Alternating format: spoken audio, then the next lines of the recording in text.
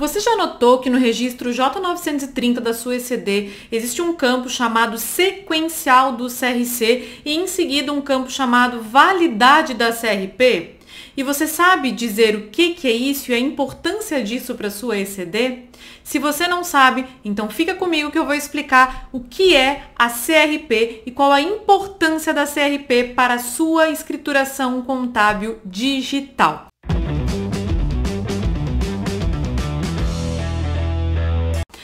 Para isso, nós vamos começar olhando dentro do PGE da ECD esses campos e depois nós vamos navegar no manual da ECD e também falar sobre as normas de contabilidade que tratam sobre este assunto.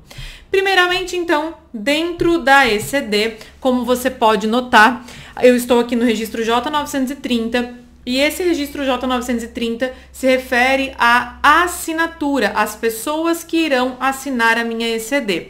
E aqui eu abri o J930 especificamente para falar então do contador, tá? É esse signatário da escrituração, é esse assinante que eu quero falar então aqui nesse vídeo. E esse campo, que é o sequencial do CRC, onde está agora aqui o meu mouse, é o campo que a gente vai conversar hoje e vai conversar por um bom tempo, porque eu vou esmiuçar esse assunto com você para que você não tenha dúvidas do que é, para que serve, como emitir e qual a importância dele. Bom, o que é o sequencial do CRC? O sequencial do CRC nada mais é do que o número da certidão de regularidade profissional. Para você entender o que é o número da certidão da regularidade profissional, eu preciso voltar no tempo, numa época em que não existia ECD, ou numa época em que a ECD era obrigatória só para uma pequena parcela de empresas, né? Então, numa época em que a gente fazia livro impresso, mandava autenticar lá na junta comercial, né? Mandava encadernar, aí mandava o empresário assinar, encaminhava isso para a junta ou para o cartório para fazer a autenticação. Na época em que nós fazíamos livro impresso, por que eu falo na época, né? Porque hoje a maior parte das juntas já estão digitais, né? E mesmo que você não esteja obrigado à entrega da ECD, o livro, ele é entregue de forma eletrônica através da junta digital. Se no seu estado a junta já se digitalizou, ou seja, já é junta digital, você vai entregar então o livro eletronicamente. Mas antigamente não era assim. Quando você não estava obrigado à entrega da ECD, o livro você fazia em papel. Ok. E o que a junta comercial exigia de você nesse livro em papel para que pudesse autenticar o seu livro? Ela exigia uma etiqueta. Para que servia essa etiqueta? Essa etiqueta era o que comprovava que você, enquanto contador, estava apto perante o órgão de registro, ou seja, perante o CRC, para assinar aquela escrituração. Se você mandasse um livro impresso para a junta sem essa etiqueta, o vogal da junta não iria autenticar o seu livro, tá? Ele não iria aceitar aquele livro impresso. Quando a gente passa do livro impresso para o livro eletrônico, fica complicado, né? Exigir etiqueta. Como é que você vai colar a etiqueta na tela do computador para mandar o seu livro eletrônico? Não tem como. Então, o que se tem é a criação de uma etiqueta, digamos assim, só que eletrônica.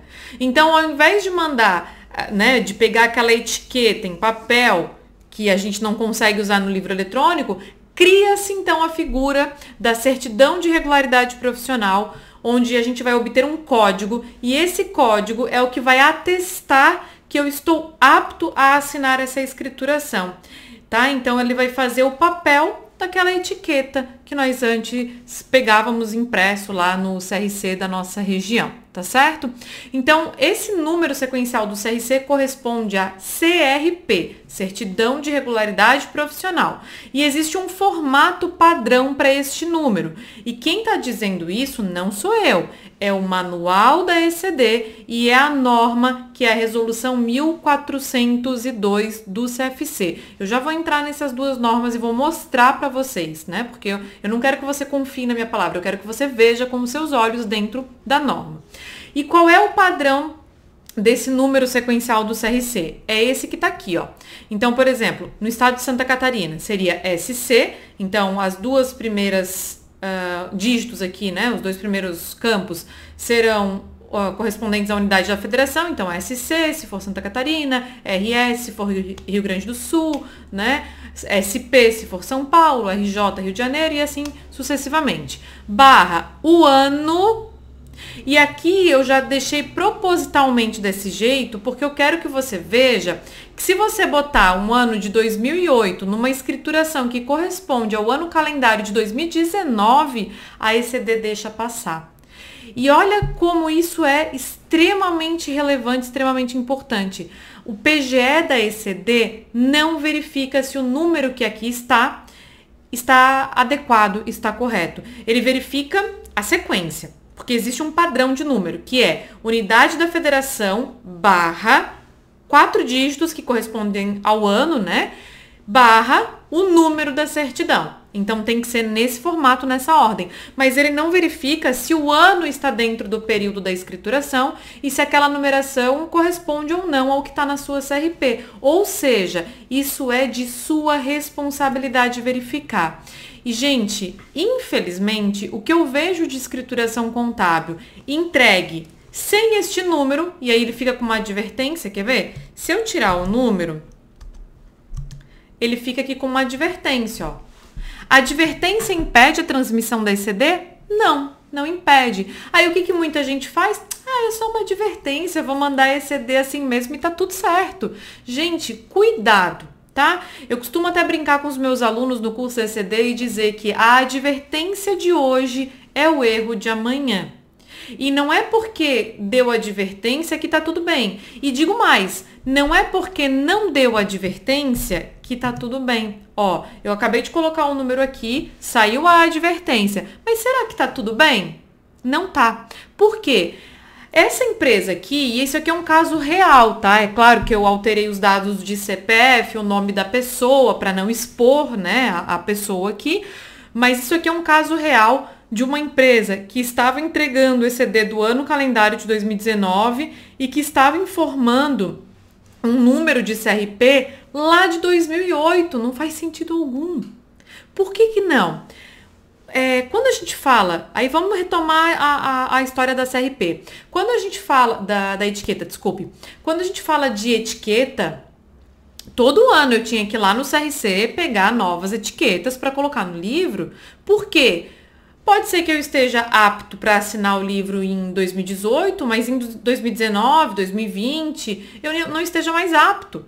Seja porque eu não contribuí com o CRC, ou seja porque eu infringi alguma norma, seja porque o meu CRC foi suspenso por algum motivo, né? Infração ética, infração profissional, sei lá. Pode ter acontecido N situações que fizeram com que eu ficasse inapto, né? Para que eu ficasse sem condições de assinar a escrituração naquele período. Só que o PGE da ECD ele não verifica isso. Então, cabe a mim, enquanto contador, emitir a certidão de regularidade profissional e colocar aqui. Tá, Juliana? E se o contador não tiver apto, mas colocar aí a informação qualquer, ou colocar em branco com advertência e mandar uma ECD assim mesmo? O que pode acontecer? Bom, aí a gente vai entrar na seara, né, de validade jurídica da escrituração. Tem isso, Juliana? Então, a minha escrituração ela pode ser considerada sem validade jurídica porque não foi cumprido esse requisito? Pode sim. Imagina você mandar uma ECD, você não cumpriu esse rito, que é um rito básico que tem que ser seguido para que a gente conceda a validade jurídica à escrituração. Você mandou para a base de dados do SPED, recebeu, né? Tem um recibo lá em mãos. O recibo, em tese, é a prova de que o livro foi autenticado. E aí, dali mais para frente, você precisa dessa escrituração para uma licitação, por exemplo. Aí o órgão licitante pega esse número sequencial do CRC que está aqui e vai lá no site do CRC consultar a validade dessa escrituração e ele vê, opa, esse número aqui não condiz com a realidade, ou essa escrituração, essa CRP foi emitida lá em 2008, não está dentro desse período de escrituração aqui, que é de 2019 e foi entregue em 2020. E é para isso que existe esse outro campo, ó, data da validade da CRP. Porque quando você emite uma CRP, ela vai ter como data de validade 90 dias. Então, 90 dias da data da emissão é a data da validade dela. Então, se você vai mandar uma ECD em julho de 2020, por exemplo, você tem que ter emitido essa CRP em junho, em maio. no máximo lá no finalzinho de abril, né? Para que a gente conte final de abril, então final de maio, final de junho, final de julho, para que ainda esteja dentro dos 90 dias da data da emissão até a data da entrega da sua ECD. Tá? Então, essa data de validade, ela tá aqui, não é por nada não. E vejam que essa empresa que eu estou mostrando para vocês, e eu disse que isso aqui é um caso real, tá? Não fui, esse campo aqui de data de validade, um númerozinho, e não fui eu que coloquei aqui não. O que eu alterei foi o nome da pessoa, o CPF, eu coloquei um CPF fictício aqui para vocês, tá? E o número do CRC do contabilista aqui também, que eu botei um número fictício, para não expor a pessoa. Mas o resto são informações verdadeiras. Esse número aqui do sequencial do CRC e esse número de CRP, que tá, essa data aqui de validade do CRP, é de uma empresa que enviou a ECD para a base de dados do SPED. E o que pode acontecer com essa empresa? Pode acontecer de ser questionada a validade jurídica, então, dessa escrituração. Agora eu quero mostrar para vocês tudo isso que eu estou falando, porque eu não quero que você confie na minha palavra, eu quero que você veja na norma legal. Então, olha só. Eu vou entrar primeiro aqui na resolução 1402 e vou mostrar o modelo da CRP. E eu falei de órgão licitante, aí você deve estar pensando assim, então só vai dar problema se for com órgão licitante? Não, isso foi um exemplo, né, gente? Essa validade jurídica da escrituração, ela pode ser questionada, por exemplo, num processo licitatório, como eu disse, mas pode ser questionada, por exemplo, numa ação.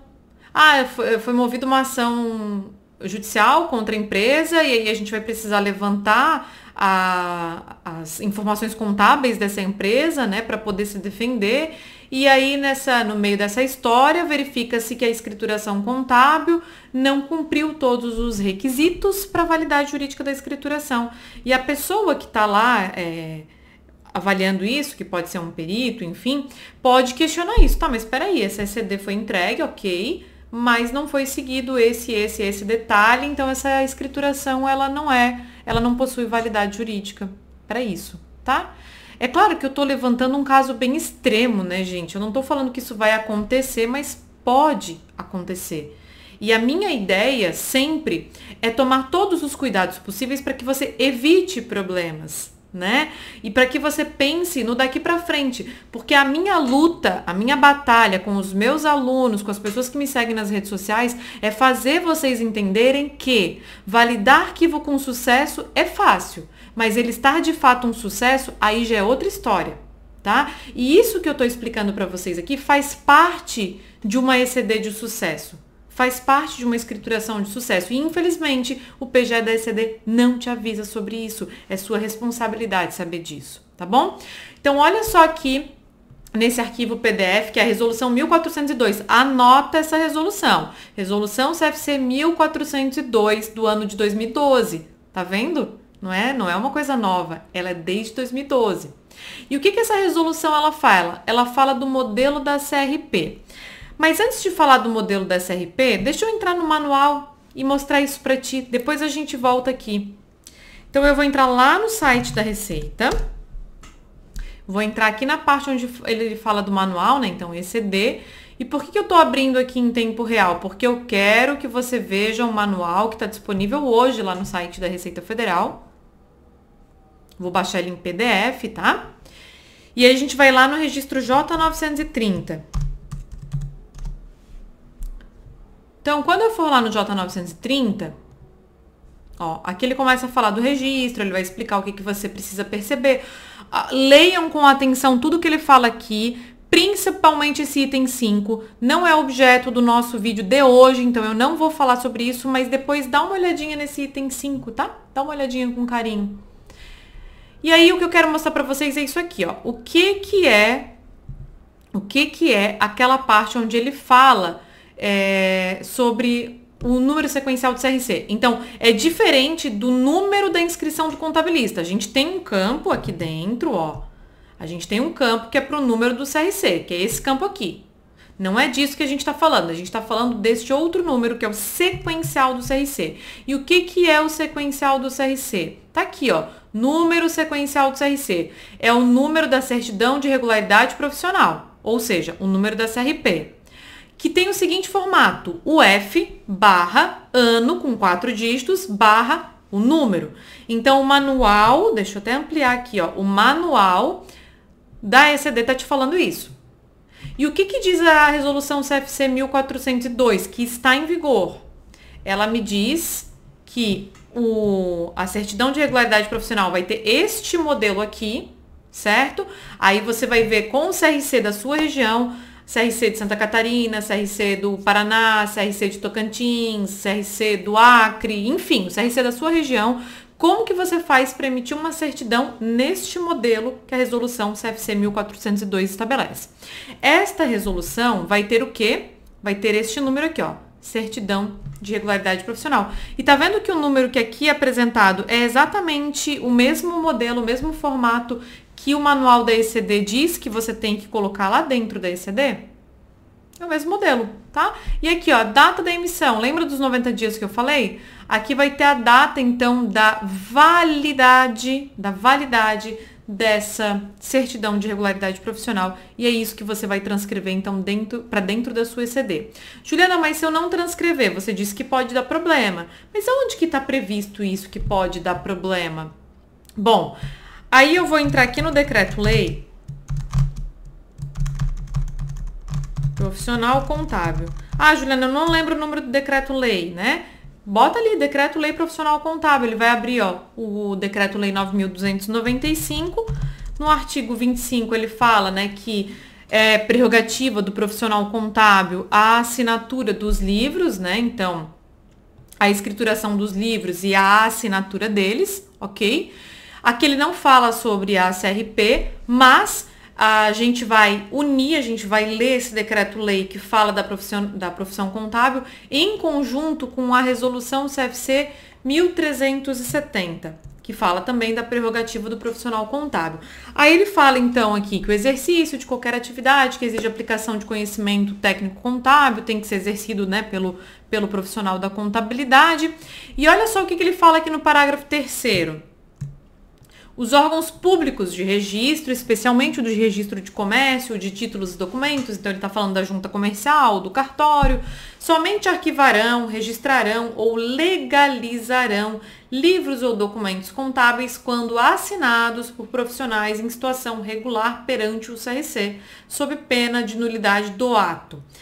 A gente sabe que desde 2016, né, para quem é registrado na junta e mais recentemente, a partir de 2018, para quem é registrado no cartório, a autenticação dos livros contábeis entregues através da ECD, eles são autenticados no ato da transmissão. Então, transmitiu já está autenticado, então não tem mais esse crivo da junta ou do cartório, né?